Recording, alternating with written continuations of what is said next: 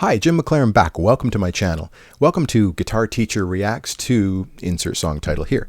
And what I'm really trying to get at, I'm still feeling my way through this, but what I'm really trying to get at here is just to offer, especially maybe non-musicians, a little bit of insight from a guitar teacher, a guitar player's perspective.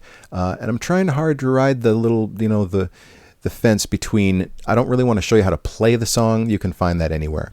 I don't really need to give you a massive history of the song. I also plan on reacting to a bunch of songs that I've never heard before, again, from a guitar teacher's perspective, and a gearhead, a gear junkie, that kind of thing. I'm always into what kind of sounds I'm hearing and how they're being played.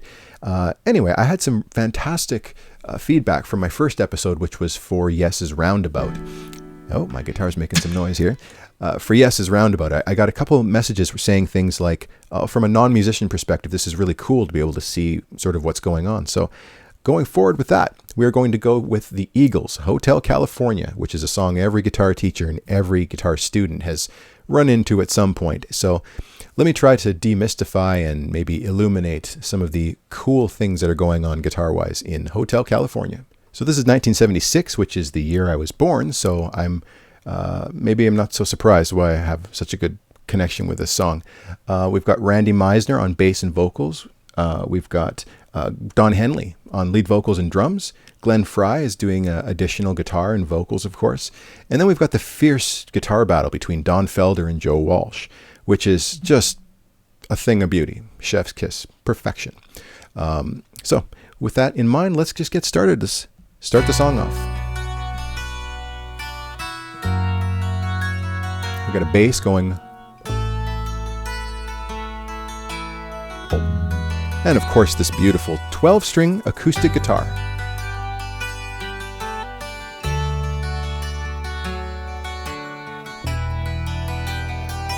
So many people have seen the video of this where Don Felder's playing the double neck SG guitar, and the top neck is the 12-string guitar, and he's got the capo at the 7th fret. And what this lets him do is this capo is essentially a chord translator. It lets you basically play a different set of chords and have it come out as the correct set of chords. That's a real layman's way of explaining what a capo does.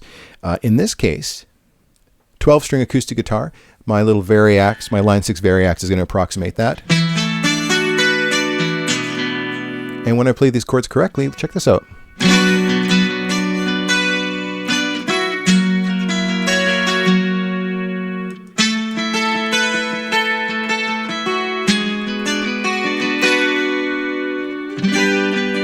Anyway, it's absolutely beautiful. And, so many people learn how to play this song without a capo, and it sounds more like this.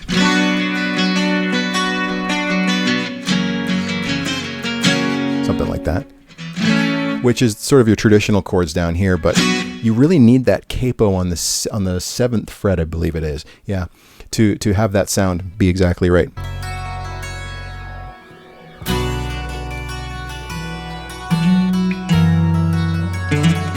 Little acoustic guitar playing this little diminutive melody.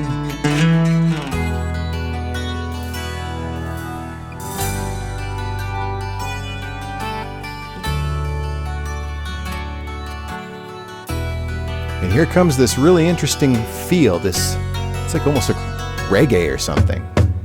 On a dark desert highway, cool wind in my hair, warm smell of colitas. Now may I point out, there's one guitar that's job is to go like this.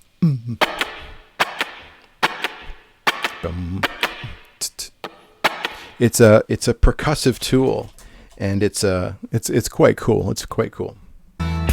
Rising up through the air, up ahead in the distance, I saw a shimmering light. Okay, we have to explore this bass line. All right, so now I've got the bass, and we're looking at the Randy Meisner bass line here, which is a really cool fifths octaves thing. Fifths meaning, if you did a scale, 1, 2, 3, 4, 5, the fifth note, 6, 7, 8 octave, 8 oct, right? So we're just using those 3 notes. And it sounds like this.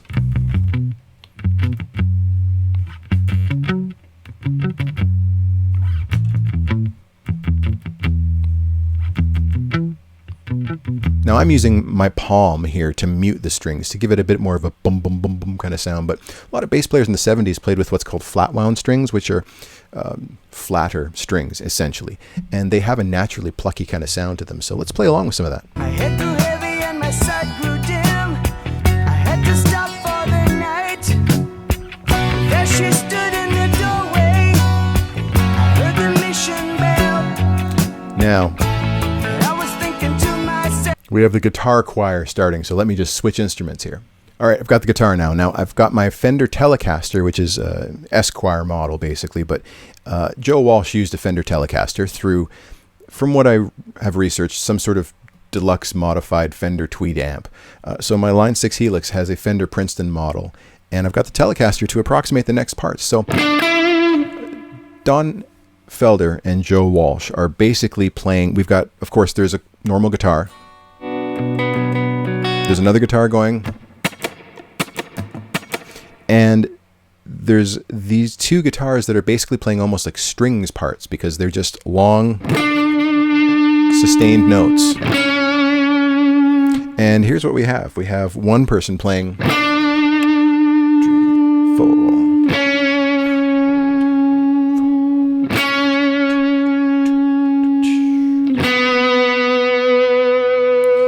And then we have the other guitar player who starts on a different note, and together you get this sound.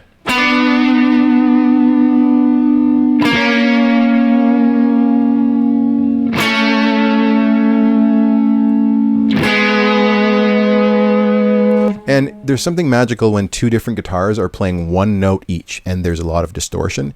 You just get, we hear it with Brian May all the time. He would layer his guitar so many times so that he's playing just a single part. And then you have another part that goes, and it's just magical. And that's the essence of the verses of this song, the background guitars. this could be heaven and this could be hell. Then she lit up a candle and she showed me the way. There were voices down the corridor. I thought I heard them say, welcome to the Hotel California. Such a That little lick there.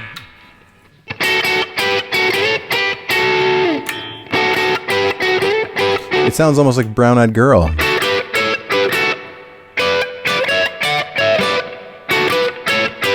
It's not. The intervals are slightly different, but it's got the same idea. Almost a little country-ish. lovely place, such a lovely place, such a lovely face. Ready a room at the Hotel California. That sounds like Hendrix. Yeah, this it's got a very Hendrix vibe to it, doesn't it? Any time of year, you can find it here. Now this next verse has more guitar choir in the background. Her mind is differently twisted. She got the Mercedes Benz. She got a lot of pretty, pretty boys. She calls friends. How they dance in the This is such a cool accompaniment, right? Sweet summer sweat. Some dance to remember, some dance to forget. So I called up the captain. Please bring me Now. my wine. This part brings an additional 2 more guitar parts. So let's keep track, shall we? There's a guitar going. There's a guitar going. Oh, I forgot to tell you, there's another guitar that's doubling the bass line, just the first part, and it goes 3, 4. Okay, there's another guitar. And then we have the 2 guitars doing the first guitar choir. And then we have 2 more guitars doing another guitar choir part that goes like this.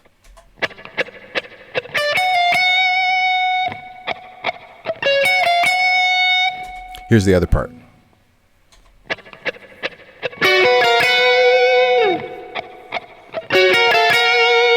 It's insanity, and it's amazing. He said, we haven't had that spirit here since 1969. And still those voices are calling from far away.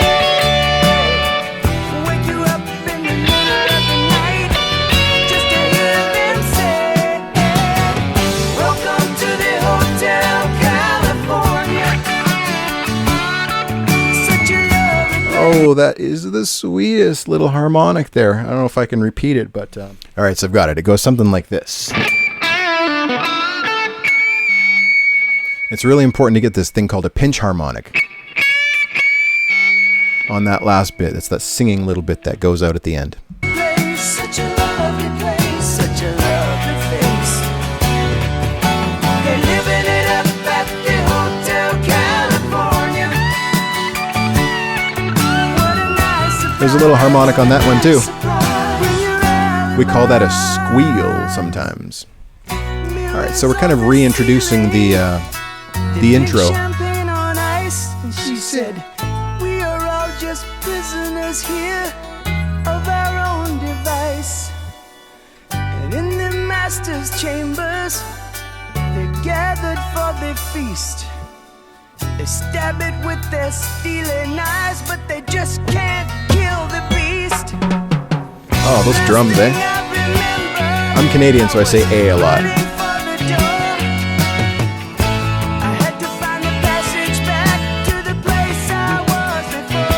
So much guitar choir. I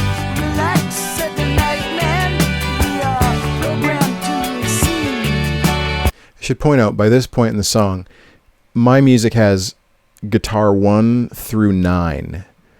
As I got music for this right here, and it's like, yeah, all the different parts, right? It's crazy. So as we approach the solo, the first solo is done by Don Felder with his Les Paul. So I'm just going to switch to my Les Paul right now. All right, here's the solo. You can check out anytime you like, but you can never leave.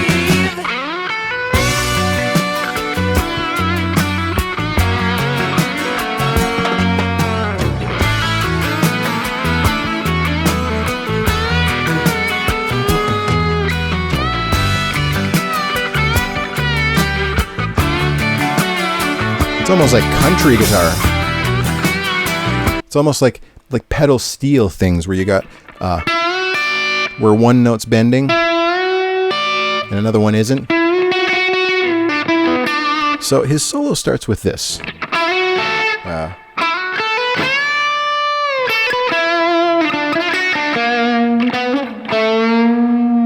So he's already like acing these chord tones, which basically means not just using one scale. The second chord goes from B minor to F sharp, and he goes. He ends on this note, which is the third of the F sharp chord. So, little hint here, guitar soloists: if you want to sound like you're hitting the chord, just hit the third of the chord. You'd end up with this sound.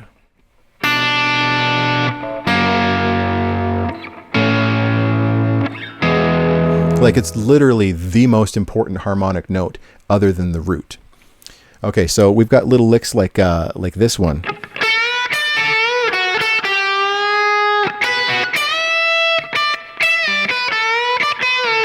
Those are incredibly targeted bends. He's not just kind of bending like that. He's literally bending to hit specific pitches, and it's a thing of beauty.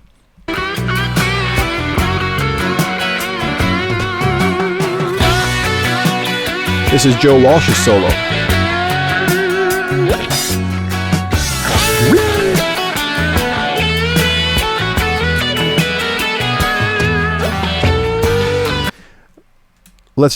The beauty of that solo. I'm going to switch back to the Telecaster to analyze Joe. Okay, back on the Telecaster for analyzing Joe's part here. So the first part starts, it's got distortion and also a little phaser going on. So you get this sound.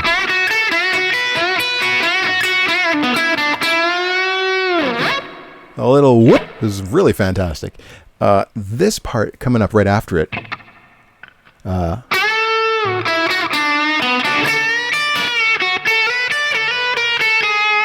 That is such a targeted little riff because he finishes. Again, this is the third of that chord, and it really just outlines how not lazy these guitar players were. And I stress that so much. It's so easy to just put this song on and just riff in the key of B minor for the whole solo, and it sounds all right. But the next riff he's got.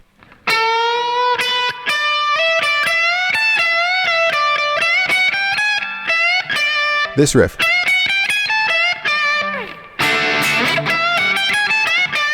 Super kind of country light rock inspired. Oh, gorgeous.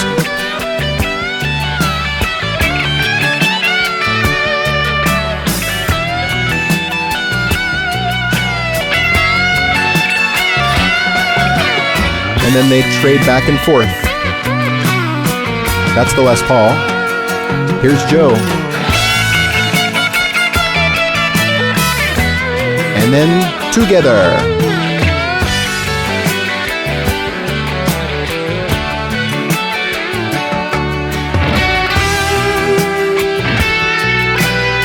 Here comes the iconic part.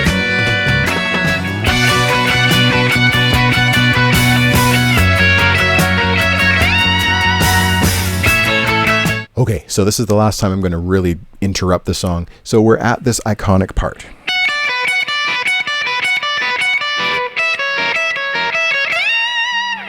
So what's happening here is you can hear this is what's called an arpeggio, or I don't know if you can hear this, but you can hear this do-do-do, and that is called an arpeggio, which is essentially a broken chord. When you put it together,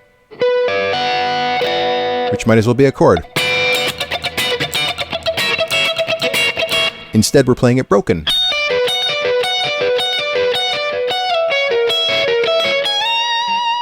And of course, we have to have the note underneath it, which goes...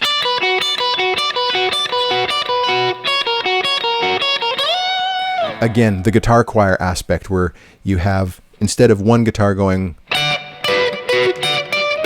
you have two guitars. And this is what it sounds like.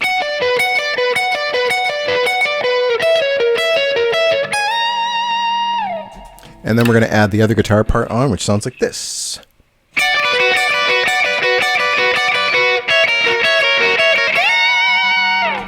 And it's just, again, the magic of the two guitars. It's amazing. So here we go, the end of the song.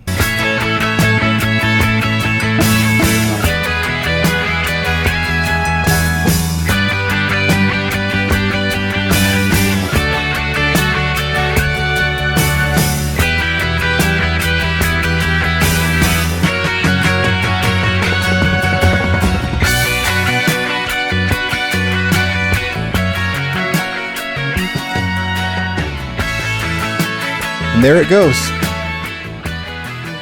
By the end of the song, we've got an incredible amount of guitars playing. Anyway, I'm sure this video has gone on long enough, but I just wanted to add that this is obviously one of my favorite guitar songs of all time. It's one of the most interesting guitar songs of all time because I've been asked to play this song in a band many times, just for fun, you know, at a bar or something like that. And when you're one guitar player and you know in your head, there's at least 4 that need to be there for this song to sound right. The pressure's always on, right? But otherwise, thank you for watching my video. My next video will for sure be a song I have never heard before, and I'm just going to react to it quite a bit differently. I'm really excited about that. So thanks for watching, everybody, and I'll see you next time.